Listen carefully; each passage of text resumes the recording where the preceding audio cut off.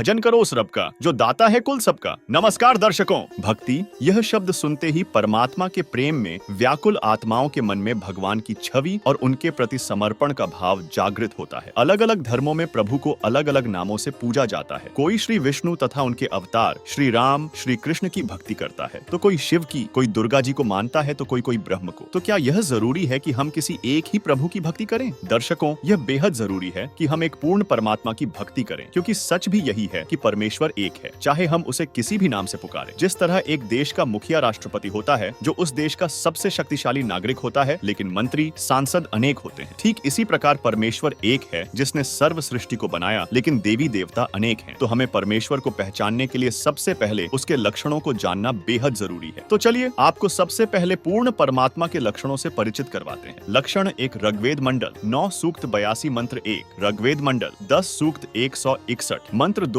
और ऋग्वेद मंडल 9 सूक्त 80 मंत्र 2 में बताया गया है कि परमात्मा अपने साधक के पाप नाश करके उसकी 100 वर्ष आयु बढ़ा सकता है। लक्षण 2, परमात्मा पूर्ण मोक्षदायक है। लक्षण 3, ऋग्वेद मंडल 9 सूक्त 82 मंत्र 1 में लिखा है कि परमात्मा ऊपर के लोक में राजा के समान विराजमान है, यानी देखने में राजा के समान दर्शनीय है। लक्षण 4, ऋग्वेद मंडल 9 सूक्त 86 मंत्र 26 में लिखा है कि परमात्मा यथार्थ अध्यात्म ज्ञान बताने के लिए अपने धाम से सशरीर पृथ्वी पर आता है और अच्छी आत्माओं को मिलता है। लक्षण 5, ऋग्वेद मंडल 9 सूक्त 1 मंत्र 8 के अनुसार परमात्मा शिशु रूप में सशरीर पृथ्वी पर प्रकट होता है और जल के अंदर कमल के फूल पर दिखाई देता है। लक्षण 6, ऋग्वेद मंडल 9 सूक्त 1 मंत्र 9 में प्रमाण है कि परमात्मा की शिशु रूप में परवरिश की लीला कुंवारी गायों के दूध से होती है। लक्षण 7, ऋग्वेद मंडल 9 सूक्त 96 मंत्र 16 से 20 के अनुसार वह परमात्मा जो तत्वज्ञान का प्रचार अपने मुखकमल से कवियों की तरह दोहे, चौपाई और कविताओं के माध्यम से करता है।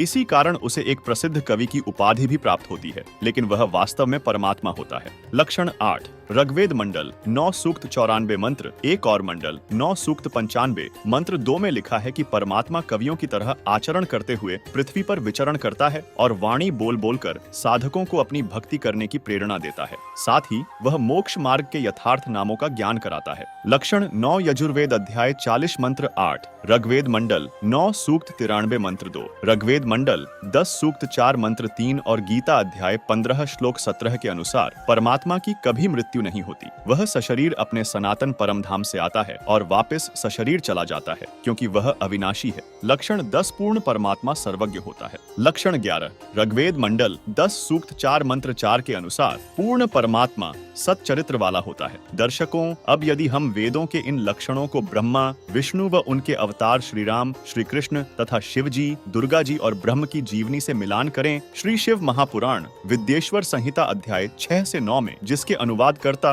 विद्यावारिधि पंडित ज्वाला प्रसाद जी मिश्र, प्रकाशक खेमराज श्री कृष्णदास प्रकाशन बम्बई है, में मिलता है, जहाँ काल ब्रह्म ने अपने पुत्रों ब्रह्मा, विष्णु, महेश से कहा है कि तुम ईश नहीं हो, अर्थात तुम परमात्मा नहीं हो। इसके अलावा श्रीमद् देवी भागवत के 3 स्कंध के अध्याय 4 और 5 में विष्णु जी स्वयं स्वीकार करते हैं कि ब्रह्मा, विष्णु और शिव हम तीनों जन्म और मृत्यु में हैं, अर्थात हम अविनाशी नहीं हैं। तथा श्रीमद् देवी भागवत के 7वें स्कंध के अध्याय 36 में दुर्गा जी अपनी पूजा को छोड़कर ब्रह्म की भक्ति करने के लिए बता रही हैं और उसका मंत्र ओम बता रही हैं। और ब्रह्म गीता अध्याय 4 श्लोक 5 में स्वयं कहता है कि मेरे और तेरे बहुत जन्म हो चुके हैं, तू नहीं जानता, मैं जानता हूँ। यानी अविनाशी तो ज्योति निरंजन ब्रह्म काल भी नहीं है, बल्कि ब्रह्म ने गीता अध्याय 15 श्लोक 17 और गीता अध्याय 8 श्लोक 9 में अपने से अन्य परम अक्षर ब्रह्म को सबका धारण पोषण करने वाला अविनाशी परमात्मा बताया है। इससे स्पष्ट है कि ब्रह्मा, विष्णु, शिव तथा इनके अवतार तथा दुर्गा जीव ज्योति निरंजन ब्रह्म परमात्मा नहीं हुए, क्योंकि इन्होंने न कवि की भूमिका की। ये सर्वज्ञ भी नहीं है, क्योंकि श्रीमद् देवी भागवत के पहले स्कंध के अध्याय 4 से स्पष्ट है कि ब्रह्मा जी विष्णु जी को और विष्णु जी दुर्गा जी को सर्वशक्तिशाली बता रहे हैं, जबकि दुर्गा जी स्वयं श्रीमद् देवी भागवत के 7वें स्कंध के अध्याय 36 में ब्रह्म साधना करने के लिए कह रही हैं और ब्रह्म गीता अध्याय 15 श्लोक 17 में अपने से अन्य को अविनाशी परमात्मा बता रहा है। और इनका चरित्र भी हमें श्रीमद् भागवत महापुराण प्रथम खंड के 30 तीसरे स्कंध अध्याय 12, श्रीमद् भागवत महापुराण प्रथम खंड के 8वें स्कंध अध्याय 12, श्रीमद् भागवत महापुराण द्वितीय खंड के 10वें स्कंध अध्याय 30 तथा शिव पुराण रुद्र संहिता युद्ध खंड पृष्ठ 402 में देखने को मिलता है, जिससे स्पष्ट है कि ये सत चरित्र वाले भी नहीं हैं। जबकि हम यदि वेदों में दिए गए परमात्मा के इन लक्षणों को कबीर जी की जीवनी से मिलान करते हैं तो पता चलता है कि लक्षण 1 के अनुसार कबीर परमात्मा की लीलाओं में यह स्पष्ट देखने को मिलता है कि उन्होंने मृत्यु प्राप्त कमाल और कमाली को पुनर्जीवित किया। इसके अलावा उन्होंने रामानंद ब्राह्मण को भी जीवित किया, जिनकी गर्दन दिल्ली के बादशाह ने काट दी थी। ये लीलाएं ये प्रमाणित करती हैं कि कबीर परमात्मा ने पाप कर्मों से ग्रस्त लोगों के पापों का नाश किया और उन्हें स्वस्थ जीवन प्रदान किया। लक्षण 2 और लक्षण 4 भी कबीर साहिब पर पूर्ण रूप से खरा उतरता है, क्योंकि कबीर साहिब जी समय समय पर पृथ्वी लोक पर आए हैं और उन्होंने नानक जी, संत गरीबदास जी, धर्मदास जी, मलूकदास जी आदि महापुरुषों को आकर अपना ज्ञान दिया है। कबीर परमात्मा के आई विटनेस संत गरीबदास जी ने अपनी वाणी में कहा है, गरीब हम सुल्तानी नानक तारे, दादू को उपदेश दिया, जात जुलाहा भेद न पाया, काशी माही कबीर हुआ। इसके अलावा नानक जी, दादू जी और मलूकदास जी ने कहा है, हक्का कबीर करीम तू बेअब परवरदिगार, नानक बुगोयत जनू तुरा तेरे चाकरा पाखाक, जिन मोकू निज नाम दिया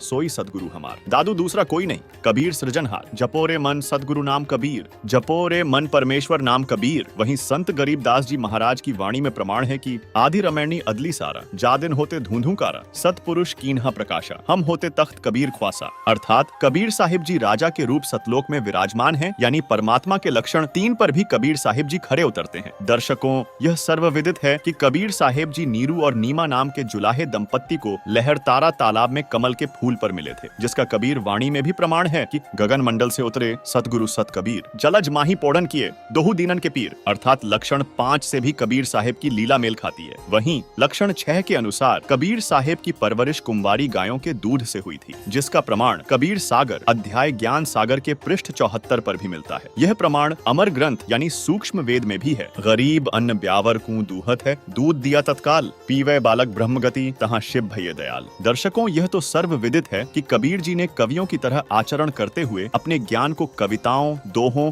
और साखियों के माध्यम से अपने मुक्कमल से प्रकट किया। इसी कारण लोग उन्हें आज भी एक प्रसिद्ध कवि मानते हैं तथा उन्होंने कवियों की तरह आचरण करते हुए मोक्ष मार्ग के यथार्थ गुप्त नामों का ज्ञान कराया था। कबीर साहिब ने संत गरीबदास जी महाराज को स्वयं बताया था कि सोहन शब्द हम जग में ले आए, सार शब्द हम गुप्त छिपाए। वहीं कबीर परमात्मा सन 1398 में सशरीर इस पृथ्वी पर प्रकट हुए और सन 1518 में सशरीर अपने सनातन परम धाम अर्थात सतलोक को लौट गए थे। यह प्रमाण कबीर सागर के बोध सागर खंड अध्याय अगम निगम पृष्ठ 41 पर भी मिलता है, जिसमें लिखा है, ना मेरा जन्म ना गर्भ बसेरा, बालक बन दिखलाया, काशी नगर जल कमल पर डेरा, तहाँ जुलाहे ने पाया। इसी विषय में संत गरीबदास जी ने कहा है, गरीब जिंदा योगी जगत गुरु मालिक मुर्शिद पीर, दोहू दीन छगड़ा मंडिया, पाया नहीं शरीर, जाकू कहें कबीर जुलाहा, सब गति पूर्ण अगम अगाहा। वहीं कबीर साहेब ने आज से 600 वर्ष पहले कबीर सागर के बोध सागर खंड अध्याय ज्ञान बोध के पृष्ठ 21 और 22 पर बताया था कि माँ अष्टंगी पिता निरंजन वे जम दारुण वंशन अंजन, अष्टंगी और काल अब दोई मंद कर्म से गए बिगोई, 3 पुत्र अष्टंगी जाए, ब्रह्मा विष्णु शिव नाम धराए। जिसका अर्थ है कि ब्रह्मा विष्णु और महेश की माता देवी दुर्गा और पिता ज्योति निरंजन काल ब्रह्म है। यानी कबीर जी ने कबीर सागर में जो कहा वही देवी भागवत शिव पुराण में भी ज्यों का त्यों प्रमाणित है। इससे स्पष्ट होता है कि कबीर जी सर्वज्ञ हैं और सब कुछ जानते हैं। उन्होंने सभी धर्म ग्रंथों के गूढ़ रहस्यों को अपनी वाणी में समझाया है और भूत भविष्य तथा वर्तमान में घटने वाली घटनाओं का विस्तार से वर्णन किया है तथा कबीर जी का चरित्र बिल्कुल पाक साफ है, वे सत चरित्र वाले हैं। यह भी सर्वविदित है, यानी वेदों में दिए गए परमात्मा के लक्षणों से कबीर जी की सभी लीलाएं मेल खाती हैं।